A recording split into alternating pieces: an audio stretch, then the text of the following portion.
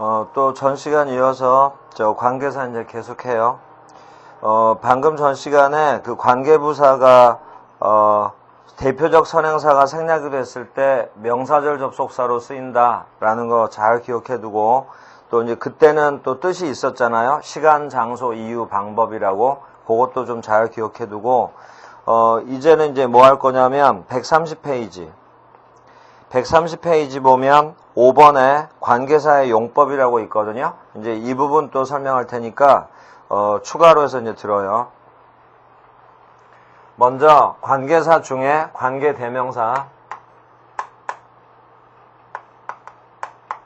관계대명사의 이제 용법이 두 가지가 있거든요. 그 두 가지를 이제 설명을 들어요. 첫 번째는 제한적 용법 또는 한정적 용법, 이렇게 부르는 게 하나가 있고, 또 하나는 계속적 용법, 이렇게 이제 부르는 게 있는데, 이 두 가지를 우리가 다 배우는 게 아니고 이미 한 가지는 배워왔고요. 그게 1번이에요. 제한적 용법, 한정적 용법. 그리고 새로 요것만 추가로 배우는 거예요. 근데 이제 여기서 이 용어를 좀 잘 봐요. 지금까지 배웠던 게 바로 1번이라고 그랬는데, 요 1번을 간단히 정리할 테니까 보세요. 지금까지 뭘 배웠는지. 관계대명사가 이끄는 절은 역할이 뭐였냐면 선행사를 수식하는 거였죠. 그리고 이 선행사는 바로 명사였었어요. 바로 이 수식이라는 말 있죠. 수식이라는 말. 이 말이 바로 이것과 다 같은 말이에요. 제한한다, 한정한다, 수식한다, 꾸며준다. 이게 지금 다 같은 말이라고요. 그러니까 우리가 방금 전까지 배웠던 관계대명사, 관계부사의 용법은 다 이거였던 거야. 제한적 용법, 한정적 용법. 그래서 이제 지금 여기서 그냥 한번 쭉 정리 다시 할 테니까 한번 확인을 하세요. 관계대명사가 이끄는 절은 선행사를 수식해요. 그래서 형용사 절을 이끌었고, 그리고 관계대명사는 뜻이 없었어요. 자, 그 다음 선행사가 항상 앞에 나왔잖아요. 그래서 선행사를 수식을 했기 때문에 항상 해석은 어떻게 했냐면 뒤에서 앞으로 넘어왔다고. 뒤에서 앞으로. 선행사가 앞에 있었기 때문에. 바로 이거예요. 그러면 지금까지 배웠던 걸 정리한 게 지금 이거야. 자, 여기까지. 그럼 이제 배웠던 거 정리하고 용법 명칭만 이제 붙여준 것 뿐이고, 이제 새로 배우는 게 이 계속적 용법인데, 그러면 계속적 용법과 제한적 용법은 어떻게 구별하냐? 굉장히 쉬워요. 계속적 용법은 관계대명사 앞에 컴마가 찍혀요. 컴마. 바로 이것 가지고 구별하는 거야. 그러니까 부호가 있고 없고로 구별하는 거니까 이것만 여러분들이 안 잊어버리면 그냥 간단히 되는 거예요. 관계대명사 앞에 컴마가 있을 때 이걸 계속적 용법이라 해요. 그러면 이제 컴마가 있을 때 뭐가 달라지냐? 그것만 이제 확인하면 되죠. 그럼 여기다가 이제 두세 줄만 추가하면 되니까 먼저 한번 보세요. 지금까지 배웠던 건 이거거든요. 관계대명사가 이렇게 있으면 앞에 명사가 나오잖아요. 그리고 이 명사를 우리가 바로 선행사라고 했고, 그 다음에 관계대명사 뒤는 이제 불완전하다고 계속 이제 얘기를 해왔고, 그래서 이제 이렇게 된 상태라면, 만약에 컴마가 없다. 그러면 지금까지 배우던 거예요. 그럼 여기서부터 끝까지가 앞에 있는 명사를 수식하고, 그러니까 해석이 뒤에서 앞으로 넘어가는 거고, 관계대명사는 뜻이 없고, 형용사 절이다. 라고 얘기를 한 게 지금까지 배웠던 거고, 이제 지금 배우는 계속적 용법. 계속적 용법은 바로 이거라고요. 관계대명사 앞에 바로 요거 하나 찍히는 거야. 컴마. 그리고 나머지는 다 똑같아요. 앞에 선행사 있고, 그 다음에 뒤는 불완전하고. 대신 이제부터 잘 들어요. 이때는 선행사 수식이 아니에요. 이제부터 계속적 용법의 특징 얘기가 나오는 거라고. 이제부터는 선행사를 수식하는 게 아니라고. 선행사가 있긴 있는데 수식하는 게 아니에요. 그러니까 형용사 절이 아니에요. 계속적 용법은 형용사 절이 아니에요. 그러면 무슨 절이냐? 이건 알 필요가 없어. 그거는 좀 이따 이유를 알 수 있어요. 그러니까 형용사절이 아니야. 선행사 수식도 아니고. 그러면 계속적용법은 어떤 특징이 있냐? 어떤 특징이 있냐면 이렇게 해요. 아까 제한적용법은 해석이 뒤에서 앞으로 넘어왔죠? 계속적용법은 해석하는 방법이 달라요. 오히려 더 우리한테 더 편할 수도 있어. 왜냐하면 앞에서 뒤로 쭉 내려가면서 해요. 앞에서 뒤로 내려가면서 해석한다고. 뭔 얘기냐면 선행사가 있는 문장을 먼저 해석을 끝내요. 그리고 나서 쭉 내려가 버리면 돼. 근데 우리 아까 위에 것은 관계대명사의 범위를 잡아놓고 뒷부분을 잡아놓고 뒤에서 앞으로 넘어왔잖아. 그냥 해석이 왔다 갔다 했잖아요. 그런데 계속적용법은 그냥 앞에서 뒤로 쭉 내려가면서 해석해버리면 되니까 오히려 편하게 해석할 수도 있는 거예요. 자, 또 하나. 우리가 방금까지 배웠던 건 뜻이 없었죠. 관계대명사가. 그런데 계속적용법의 관계대명사는 뜻이 있어요. 그리고 이렇게 바꿨어도 돼. 이렇게 바꿔 쓸 수 있어요. 여기 관계대명사를 접속사 플러스 대명사로 바꿔 쓸 수 있어요. 그리고 여기 대명사는 당연히 뭐냐면 관계대명사라는 건 선행사랑 같아서 썼던 단어니까 여기 대명사는 이 선행사를 여기다가 대명사로 써주면 돼요.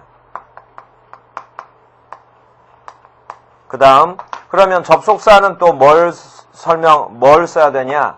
접속사는 이렇게 넷 중에 앞문장, 뒷문장의 내용에 맞춰서 골라 쓰면 돼요. 이렇게 4개. and, but, for, though. 이렇게 4개. 그러니까 여기서 이 though만 부사절 접속사지 and, but, for는 등위 접속사거든요. 그러니까 관계대명사가 계속적용법일 때는 이게 무슨 절이다가 필요가 없는 거예요. 종속절일 때 형용사절인지 명사절인지 부사절인지가 나오지 등위 접속사가 나오면 이런 명칭이 없거든. 그러니까 계속적용법일 때 무슨 절이다 이거는 할 필요가 없고요. 이렇게 넷 중에 한 가지로 해석만 해주면 되는 거예요. 그리고 그러나는 다 알 거고 for는 뜻이 뭐뭐 때문에 though는 비록 뭐뭐일지라도 이렇게 되는 거예요. 자, 이게 바로 계속적용법이에요. 그리고 이제 책을 보면 그냥 쉽게 여러분들 다 알아볼 수 있다고. 자, 근데 이제 암기사항이 하나 있어요. 관계대명사 중에는 계속적용법이 없는 게 있어요.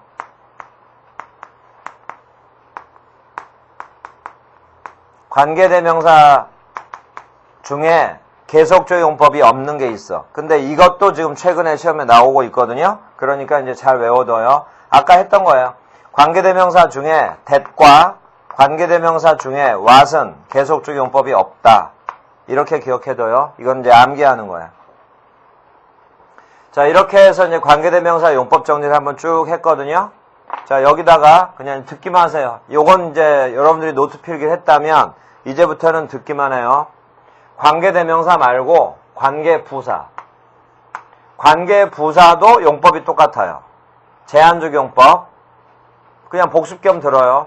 관계부사가 제한적용법으로 쓰였다. 그럼 앞에 선행사 수식. 그래서 형용사절. 뜻 없고 뒤에서 앞으로 해석하고. 관계부사 앞에 컴마가 찍혔다. 그러면 바로 계속적용법. 그러면 이제 형용사절이 아니고 해석은 앞에서 뒤로 내려가고. 그리고 뜻이 있어요. 아까 관계대명사도 뜻이 이거였죠. 접속사 플러스 대명사. 관계부사도 뜻이 있어. 그래서 이제 지금 이것만 쓰세요. 지금 관계대명사 용법을 그대로 활용해서 관계부사도 해결하면 돼요. 자, 이제 관계부사의 요 특징만 적어 놓으면 돼요. 관계부사가 이렇게 있고 앞에는 선행사가 이렇게 있겠죠. 그리고 관계부사니까 뒤는 이제 완전한 문장이 왔을 거고, 그리고 이제 관계부사 앞에 컴마가 없으면 뒤에서 앞으로 수식을 하는 건데, 지금 이제 계속적용법 하고 있잖아요. 그러니까 관계부사 앞에 이렇게 컴마가 있겠지.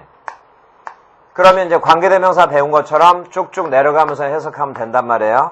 그러면 여기서 관계부사는 그럼 뭐로 해석하냐? 바로 이렇게 해석하고 이렇게 바꿔 쓸 수도 있어요. 똑같아요. 관계부사도 이렇게. 여기 보면서 해요. 관계대명사는 접속사 플러스 대명사였죠. 관계부사는 접속사 플러스 부사예요. 이렇게 바꿨을 수 있어요. 여기 부사는 당연히 선행사를 부사로 해석해주면 돼. 예를 들어서 여기에 장소명사가 왔다. 그러면 그리고 거기서. 시간을 나타내는 명사가 왔다. 그리고 그때. 이런 식으로. 그리고 접속사는 또 뭘 쓰냐? 그건 이거랑 똑같아요. and, but, for, though. 넷 중에 한 가지. 넷 중에 한 가지를 써주면 되는 거예요. 앞문장, 뒷문장 내용에 맞게. 자, 그 다음에 여기다가 또 추가로 쓰세요. 관계 부사에도 계속 적용법이 없는 게 있어요. 이건 이제 그냥 외우는 거예요. why, how 이렇게 두 개는 계속 적용법이 없어.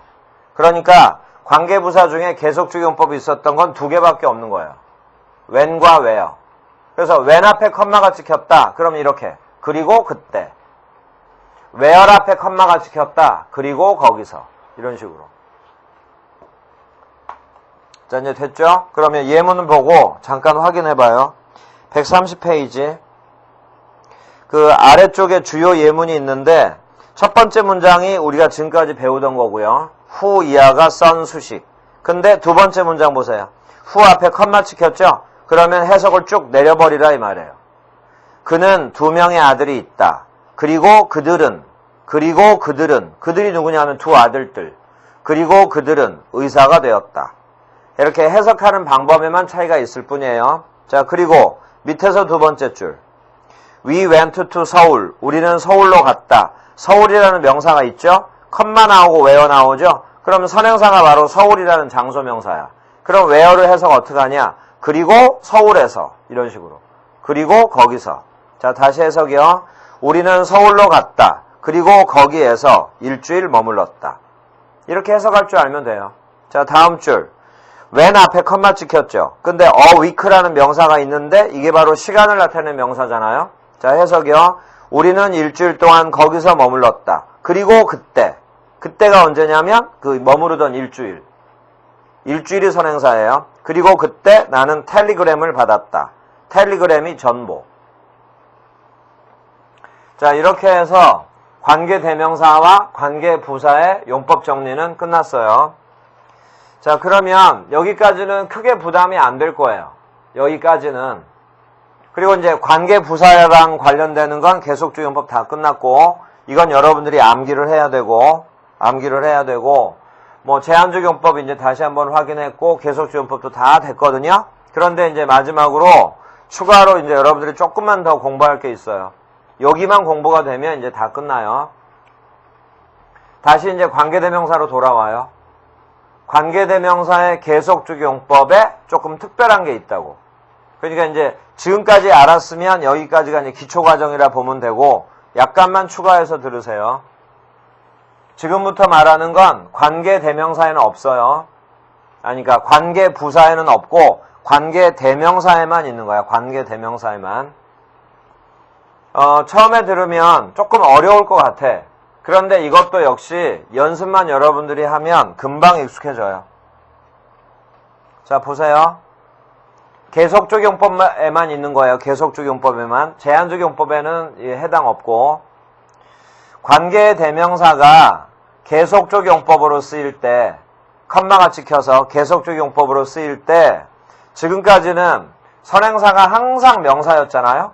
그리고 명사가 사람이냐 사물이냐를 따져서 관계대명사를 뭘 쓰냐, 이게 이제 결정이 됐던 거고, 이제부터 잘 들어요. 계속적 용법일 때 한해서만 선행사의 범위가 넓어져요. 선행사가 이제부터는 명사만이 아니야. 명사일 때도 있지만 선행사가 앞문장 전체가 선행사일 때도 있어요. 앞문장 전체. 선행사가 앞문장의 일부분일 때도 있어. 앞문장의 일부분. 그러니까 지금까지는 계속 선행사는 사람이냐 사물이냐 해서 명사만 따졌는데, 계속적용법일 때 한해서는 앞문장 전체가 선행사일 수도 있고요. 앞문장의 일부분, 구가 선행사일 수도 있고, 절이 선행사일 수도 있고, 구가 선행사일 수도 있고, 아주 특이하게 형용사가 선행사일 수도 있어요. 이렇게. 선행사의 범위가 쫙 넓어져. 명사도 될 수 있고, 앞문장 전체, 앞문장의 일부분, 그리고 형용사까지. 그러면 이제 여기서 여러분들이 조금 당황한다고. 지금까지는 관계대명사를 쓸 때 선행사를 명사를 놓고 사람이냐 사물이냐를 따져서 관계대명사를 구분을 했는데 지금은 사람, 사물 구분이 안 되는 문장 전체, 앞문장의 일부, 그리고 형용사까지, 그리고 나서 이제 관계대명사가 오고 컴마가 찍히고 관계대명사 이제 이렇게 오면 뭐 뒤는 당연히 불완전하겠죠. 그러면 부담이 이제 느껴지는 게, 그러면 선행사가 이거고 이거면 관계대명사를 세 판으로 다시 배워야 된다는 얘기 아니에요. 그럼 관계대명사를 뭘 쓰냐? 이 문제가 생기잖아. 일단 여기까지만 이제 고민을 해놔요. 자, 그리고는 이제 단순해져요. 그러면 관계대명사 뭘 쓰냐? 이 문제가 남죠? 여기서 그냥 단순하게 가버리는 거야. 앞문장 전체거나 앞문장의 일부분이거나 형용사일 때 선행사는 사람은 아니잖아요. 사람일 수는 없잖아. 문장이고 구고 형용사니까. 그래서 관계대명사 다 사물로 취급해버리는 거야. 관계대명사 which를 쓴다. 이렇게 알면 끝이에요. 그래서 관계대명사는 추가로 배울 게 없는 거야. which를 쓰는구나. 이렇게 알면 끝나는 거고, 다만 선행사의 범위가 넓어지는 것 뿐이지. 그러니까 여기서 여러분들이 폭만 넓히면 되는 거니까 조금 복잡해지는 것 뿐이고, 관계대명사를 추가로 배울 건 없고 그냥 which를 쓴다는 것만 알면 돼요. 다만 이것도 표시 잘해둬요. 앞문장 전체가 선행사일 때는 which 말고요. 이걸 써도 돼요. 관계대명사 as를 쓰기도 해. as도 관계대명사로도 쓰여요. 그래서 앞문장 전체가 선행사일 때는 as가 답이기도 하다. 당연히 계속적 용법에서만. 자, 이렇게 해서 이제 추가로 배우면 공부 다 끝나는 거야. 이제 용법에 대한 공부 끝난 거예요. 그런데 이제 마지막으로 한 가지 짚고 갈 게 있어요. 뭐냐면 선행사가 이렇게 다양해지면 선행사를 어떻게 찾냐. 또 이건 이제 제한적 용법일 때도 마찬가지예요. 선행사가 명사라고 그래서 꼭 단순한 것만은 아니에요. 왜냐하면 관계대명사 앞쪽에 명사가 여러 개가 나올 수도 있거든. 그럼 어떤 게 선행사냐가 또 중요해진단 말이에요. 자, 그래서 선행사 찾는 방법이요. 제한적 용법이든 계속적 용법이든 선행사 찾는 방법. 그게 뭐냐면 여기 뒤가 불완전하다고 그랬죠? 선행사 찾는 방법이 이거예요. 관계대명사 뒤는 불완전하다고 그랬으니까 불완전한 부분을 완전하게 해주는 것. 불완전한 부분을 완전하게 해주는 것을 앞에가 찾으면 돼. 귀찮다 뿐이지 앞에 무조건 선행사는 있을 테니까. 대신 이제 선행사의 범위를 넓혀야지. 대신 제한적 용법일 때는 선행사의 범위를 명사로 제한하면 되고, 계속적 용법일 때만 선행사의 범위를 넓히고. 그래서 이렇게 선행사 찾는 방법, 불완전한 부분을 완전하게 해주는 것을 찾으면 돼요. 불완전한 부분을 완전하게 해주는 것. 이게 바로 선행사다. 라고 해서 이제 여러분들이 연습을 하면 되지. 자, 이렇게 해서 이제 용법은 끝났거든요. 그럼 이제 예문은 여러분들이 좀 봐가면서 하세요. 자, 근데 이제 앞으로 또 넘겨요. 127페이지. 좀 왔다 갔다 하더라도 이렇게 해야 여러분들이 이해가 빠르니까, 그래서 이제 이렇게 좀 왔다 갔다 하면서 설명을 하는 거예요. 이제 그 127페이지 보면 맨 위에 which라고 나오죠. 그러면 이게 이제 어떻게 보면 그 기초적인 건데 왜 이걸 설명 안 하고 계속 넘어가고 했냐면 지금 배웠기 때문에 이제 설명이 되는 거예요. which를 보세요. 첫 번째, 선행사가 사물일 때 주격 목적격으로 쓴다. 요까지는 이제 우리가 알고 있는 거죠. 다음 줄, 이건 크게 의미 두지 말아요. 이럴 때도 있구나, 요 정도로만 하고 넘어가요. 다음 줄, 계속적 용법 밑줄 쳐요. 방금 지금 이걸 배웠기 때문에 이제 설명이 가능하다고. 계속적 용법에서 선행사가 형용사거나 앞문장의 일부분, 앞문장 전체일 때는 which를 쓴다. 방금 배웠잖아요. 그래서 이제 설명이 가능한 거야. 이해도 할 수 있을 거고.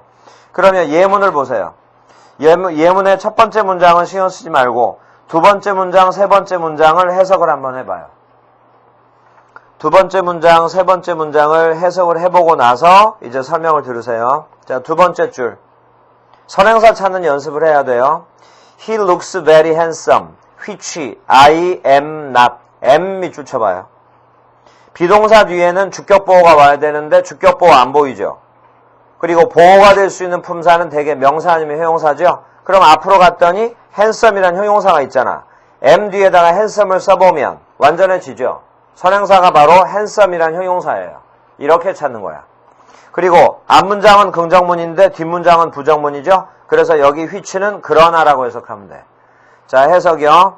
그는 매우 잘생겨 보인다. 그러나 나는 잘생기지 않았다. 이렇게 해석할 줄 알면 되는 거예요. 그리고 이 문장이 맞구나라는 걸 알면 되는 거고. 자, 다음 줄. 또 선행사를 찾아야 되는데 which 뒤를 보니까 주어가 없어요. 주어가 없어. was가 바로 나왔으니까. 그럼 앞에 가서 주어가 the question일 수도 있을 거고 to solve the question일 수도 있고 앞문장 전체가 주어일 수도 있겠구나 해놓고 이제 내용으로 맞춰가면 돼요. 그녀는 그 문제를 풀려고 노력을 했다. 그러나 그것은 불가능했다. 해놓고 그것이 가리키는 게 뭔지 찾으면 되잖아요. 결론은 선행사가 바로 그것일 테니까 선행사가 뭐냐면 to solve the question. 앞문장의 일부분. 이게 선행사예요. 자, 다시 한번 해석이요. 그녀는 그 문제를 풀려고 노력을 했다. 그러나 그 문제를 푸는 건 불가능했다. 내용 맞죠? 그래서 앞문장에 to solve the question이 선행사구나 라고 알 수 있는 거고 거기 which 밑줄 쳐요. 거기 which를 이렇게 바꿔 쓸 수 있겠지. but it 이런 식으로. 그래 놓고 25냐? 그러면 앞쪽에 있는 to solve the question이다 라는 건 금방 드러나니까. 자, 이렇게 해서 이제 관계대명사의 또 하나를 설명했어요. 자, 그 다음 129페이지. 이제 조금씩 마무리 돼가는 거예요. 그러니까 이제 조금만 여러분들이 더 집중해서 들으면 돼요. 129페이지 맨 위에 보면 2번에 유사 관계대명사라고 조금 또 생소한 말 나왔죠? 근데 여기서 유사라는 말을 괄호를 쳐요. 요거 빼고 외워도 상관없어요. 관계대명사에 세 단어가 더 있어요. as와 than과 but. 자, 이제 그거 설명할 테니까 요 칠판으로 또 정리들 해요. 자, 보세요. 자, 이제 큰 가닥은 다 잡혔고, 이제 마지막으로 중요한 게 있긴 한데, 이제 조금씩 추가로 설명을 더 하는 것 뿐이에요. 어떤 책에서는 유사라는 말을 쓰기도 하고, 어떤 책은 의사라는 말을 쓰기도 하는데, 이게 이제 같다는 얘기에 비슷하다라는 걸 한문어로 이렇게 써요. 근데 이제 이건 무시해도 되고, 관계대명사에 세 단어가 더 있어요.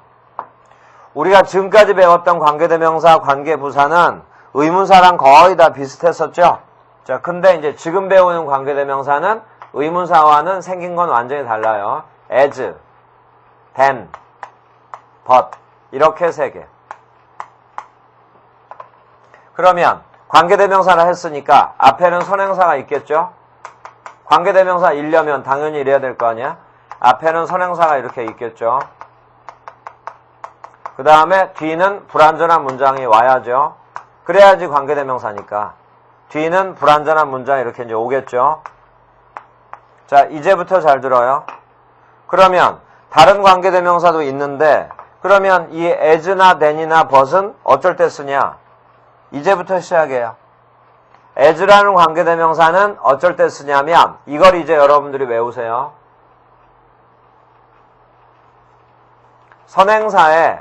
선행사에 바로 이런 수식어 such, the same, as 선행사에 이런 게 있을 때 관계대명사 as를 쓴다. 이렇게 외우면 되는 거예요. 자, 다음 관계대명사 then은 어쩔 때 쓰냐? 이 단어를 여러분들이 좀 배웠던 분들은 금방 알 거야. 관계대명사 then은 어쩔 때 쓰냐면 선행사에 비교급이 있을 때. 끝이에요. 다음 관계대명사 but은 어쩔 때 쓰냐? 선행사에 부정어가 있을 때. 그러면 이 명사가 부정어일 수도 있어요. nothing, nobody 이런 거. 그리고 그냥 일반적인 명사라면 앞에 부정어 no가 주로 붙겠지. 왜냐하면 no가 형용사라서. 선행사에 이렇게 no 그리고 부정어가 있을 때 관계대명사 but을 쓴다. 이게 조건이에요. 자, 다음 다시 올라가서 관계대명사 as는 용법이 하나 또 있어요. 바로 앞에 컴마가 찍혔을 때. 그러면 방금 전에 배웠죠. 이게 바로 계속적 용법이라고. 그리고 기억을 해봐요. 방금 전에 설명한 거야. 선행사가 뭐일 때냐면 앞문장 전체가 선행사일 때. 앞문장 전체가 선행사일 때 계속적 용법에서 앞문장 전체가 선행사일 때 as를 쓸 때도 있다 라고 했죠. 여기 as를 방금 배운 which로 바꿔 써도 되는 거고. 자, 이렇게. 자, 이렇게 해서 이제 유사관계대명사라고 해서 이제 추가로 배웠는데, 아까 관계대명사 that을 한번 잘 생각해 봐요. 관계대명사 that에서 뭘 하나를 체크를 해뒀었냐면, 관계대명사 that 앞에 선행사가 이렇게 있을 때, 선행사에 no가 나올 때 별표 쳐놓으라고 그랬어. 선행사에 the same이 있을 때 별표 치라고 그랬다고. 그 별표를 친 이유가 이제 지금 나와요. 왜냐면 선행사에 no나 the same이 나오면 관계대명사 that을 주로 쓴다 라고 아까 that의 특별용법이라고 배웠는데, 근데 여길 보니까 선행사에 the same이 있을 때 여긴 또 as를 쓰잖아. 또 여기는 선행사에 no가 나왔을 때 but을 쓰잖아. 그러니까 이제 겹치잖아요, 설명이. 여기서 이제 정리를 해요. 자, 이제 하나씩 정리해서 구별해 가면 돼요. 선행사가 이렇게 있는데 앞에 the same이 나오는 경우부터 먼저 해요. 그러면 우리 아까 책에서 읽기는 관계대명사 that을 써라 이랬었어. 근데 방금은 선행사에 the same이 있으면 관계대명사 as를 쓴다 라고 이제 배웠잖아요. 그러면 어떤 차가 있냐? 그것만 구별하면 되지. that이든 as든 다 관계대명사니까 이제 뒤는 불완전한 문장이 오는 건 같아요. 그러면 어떤 차냐? 뜻의 차이가 있어, 뜻에. 먼저 that이 이끄는 절이 관계대명사 that이 왔다. 그러면 이렇게 이제 수식을 하겠죠? that을 쓸 때는 결론은 이 명사는 동일한 물건이에요. 동일한 물건. 자, 예문이요. This is the same watch. 똑같은 시계다. 근데 뒤에 관계대명사 that이 붙었어. 그리고 나서 I lost 이렇게 왔다고 해요. 그러면 여기 that부터 끝까지가 watch를 수식을 할 거 아니에요. 그럼 이제 해석이요. 이것이 내가 잃어버렸던 시계이다. 바로 내 시계야, 내 시계. 동일한 물건이라는 게 그런 개념이에요. 그래서 이럴 때 that이 나왔으면 앞에 있는 the same을 이렇게 해석해버려. the very로. the very로 해석을 해버려요. the very가 명사 앞에 오면 형용사죠? 그러면 뜻이 이거라고요. 바로 그. 그래서 해석을 이렇게 한다고. 이것이 내가 잃어버렸던 바로 그 시계다. 이 시계가 바로 내가 잃어버린 내 시계라 이 말이야. 동일한 물건. 끝났어요. 그러면 이제 that 대신에 as가 있을 때는 어떻게 되냐? as가 있을 때. 그러면 이 뜻이 돼. 뜻이 변해요. 동일한 종류의 물건이야. 좀 전에 that을 썼을 때는 내가 잃어버린 바로 내 시계다 이랬었죠? 근데 as를 썼어. 그럼 이런 뜻이에요. 동일 종류의 물건. 이것은 내가 잃어버렸던 것과 같은 종류의 시계. 이렇게. 그러니까 내 시계는 아닌 거지. 종류만 같은 거지. 같은 종류의 시계다. 내가 잃어버렸던 것과 같은 종류의 시계다. 이것만 잘 기억하면 돼요. 자, 이렇게 해서 관계대명사 as는 설명이 다 끝났고 that하고도 구별도 다 끝났어요. 이제 여러분들이 예문만 가지고 좀만 더 연습만 하면 돼요. 그 다음에 that과 관련되는 것도 이제 여러분들이 예문을 좀 보면서 앞쪽에 비교급 이렇게 확인을 하고 해석 연습 좀 해주면 되는 거고. 자, 이제는 마지막으로 but에 대한 설명이에요. 여기에 좀 집중을 하세요. 그리고 관계대명사 that을 쓸 때도 지금 구별을 하나 해야 될 게 있지. 여기도 no 할 때 여긴 but이고 여긴 that이니까. 근데 이 구별은 아주 쉬워요. 뭐냐면 그냥 여기서 간단하게 관계대명사 that은 뜻 없잖아요. 근데 관계대명사 but은 뜻이 있어. 그러니까 그 뜻만 알면 구별 끝나는 거니까 여기는 이 설명하다 보면 이건 자연히 해결되는 거예요. 자, 이제 관계대명사 중에 바로 요 but에만 집중을 하라고. but. 이게 중요한 단어예요.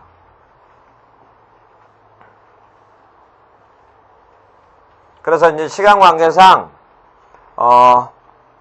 예문을 다 보면 좋지만 그 예문을 다 하다 보면 또 이제 이런 거를 또 너무 좀 가볍게 넘어갈 때도 있거든요. 그러니까 제일 중요하고 좀 어려워 보이는 것에 집중해서 할 테니까 여기에 집중해서 들어요. 자, 이제는 관계대명사 but에만 집중해서 들어요. 관계대명사 but을 쓰는 조건, but을 쓸 수 있는 조건은 선행사에 반드시 부정의 뜻이 있어야 된다는 거. 자, 또 하나, 그럼 but의 뜻이 뭐냐? 이게 바로 that의 차이예요. 방금 그 관계대명사 that 있죠? 거기에다가 not의 뜻이 포함된 게 바로 but이에요. 그래서 but에는 부정의 뜻이 들어있는 거야. that, not이에요. 여기 that은 관계대명사 that. 그러니까 관계대명사 that과의 차이점이 바로 이거지. 부정의 뜻이 있으면 but이고 아무 뜻 없으면 that이고. 자, 그 다음에 but이 이끄는 절은 역시 다른 관계대명사랑 마찬가지로 앞에 있는 선행사를 수식해요. 그러면 여기까지가 이제 이론 설명이 끝났어요. 자, 여기서 이제 한번 짚고 가라고요. but이라는 관계대명사는 쓰는 조건이 선행사에 부정어가 있어야 된다. 라는 거 명심하고, but의 뜻이 that, not이다. not의 뜻이 들어있어. 그러니까 이제 잘 보세요. 관계대명사 but이 들어있는 문장은 무조건 이중으로 부정이 돼요. 자체적으로 부정의 뜻이 한 번 있죠? 선행사에 반드시 부정어 와야 되잖아. 그러니까 무조건 이중 부정이에요. 이중. 부정이 두 번이 된다 이 말이에요.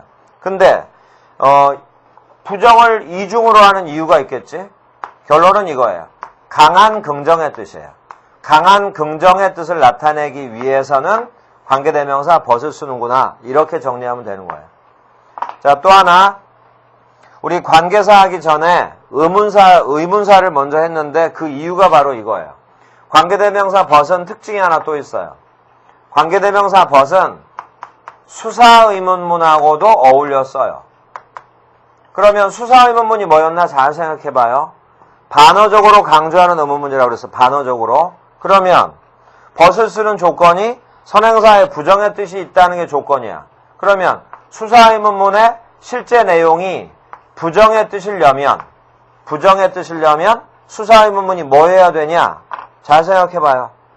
반어적으로 강조한다고 그랬으니까. 수사의문문이 실제 뜻이 부정의 뜻이려면 수사의문문은 긍정문이어야지.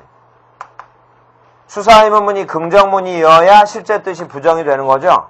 그 다음에 but에는 부정의 뜻이 들어있다고 그랬죠. 그러니까 자연적으로 또 이중부정이 되는 거지. 그래서 강한 긍정의 뜻으로. 자, 그래서 다른 관계대명사에 비해서 해석 연습을 조금 더 철저하게 해야 돼요. 자, 이렇게 해서 이제 유사관계대명사 다 배웠어요. 그러면 but에 집중해서 들어요. 129페이지 밑에서 세 번째 줄. 예문에 유사관계대명사 밑에 예문 있죠? 예문의 밑에서 세 번째 줄. There is no rule. 이거 유도부사 there가 있는 구문이라서 일형식 문장이에요. rule이 주어예요. rule이 주어. 근데 rule 앞에 no라는 부정어 있죠. 근데 바로 뒤에 but이 나왔죠. but부터 끝까지 괄호 쳐봐요. but 뒤를 보니까 주어가 없죠. 그러면 but은 주격관계대명사구나. 이제 조건이 다 맞아떨어지잖아. but 뒤는 불완전한 문장. but 앞에 rule이라는 단어가 있는데 no라는 부정어가 있고.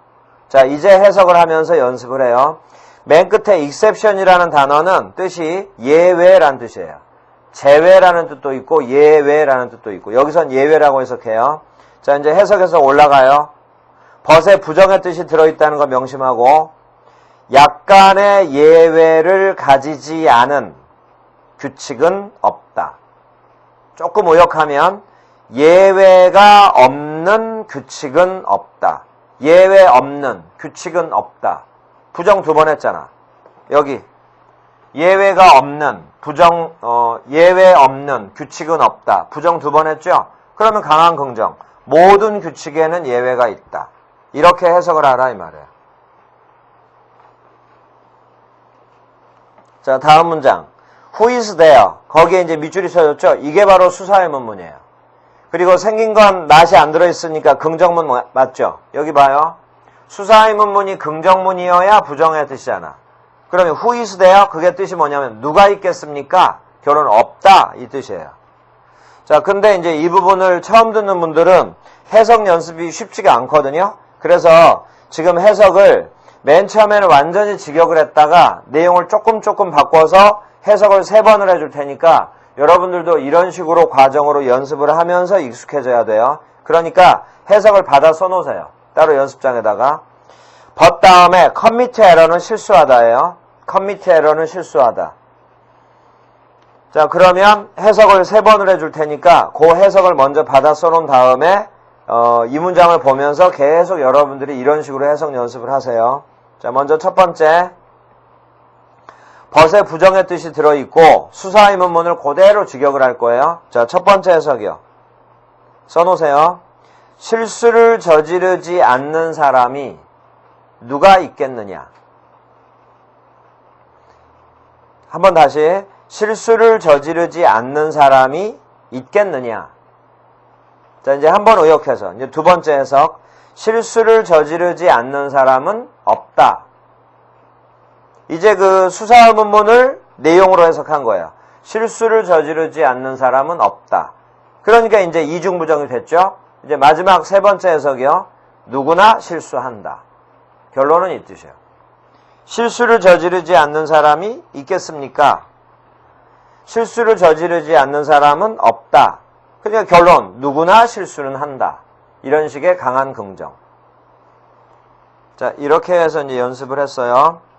자, 그 다음에, 지금 내용들이, 지금 처음 듣는 내용들이라면 사실은 하나하나가 다, 여러분들이 좀 깊게 좀 생각을 하면서 익숙해져야 된다고요. 그래서 이걸 지금 이론을 좀 짧게 끊어가고 있는 이유가, 여러분들 동영상을 끊어서 여러분들이 볼 수도 있겠지만, 그래도 이렇게 배운 김에 바로 예문을 좀 보면서 좀 시간을 두고 여러분들이 공부를 하라고 좀 짧게 끊어가고 있는 거거든요.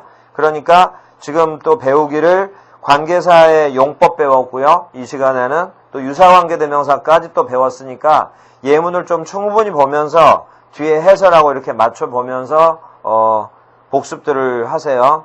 그러면 이제 다음에 남아있는 게 뭐냐면 앞으로 넘겨봐요. 127페이지. 127페이지 5번에 what이라고 나오거든요. 그 what에 대한 설명.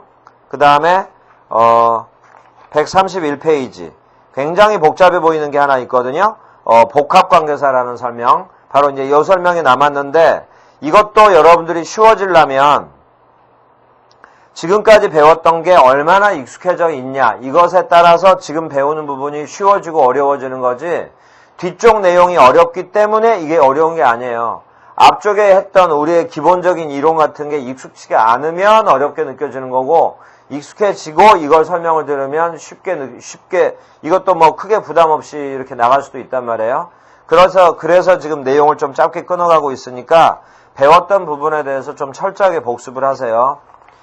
자, 그러면 이 시간엔 여기서 마무리를 하고 아까 말한 것처럼 관계사가 끝나면 접속사로 넘어갈 거니까 다음 시간에는 접속사에 대한 설명을 조금 추가하면서 이제 추가로 설명을 할 거예요.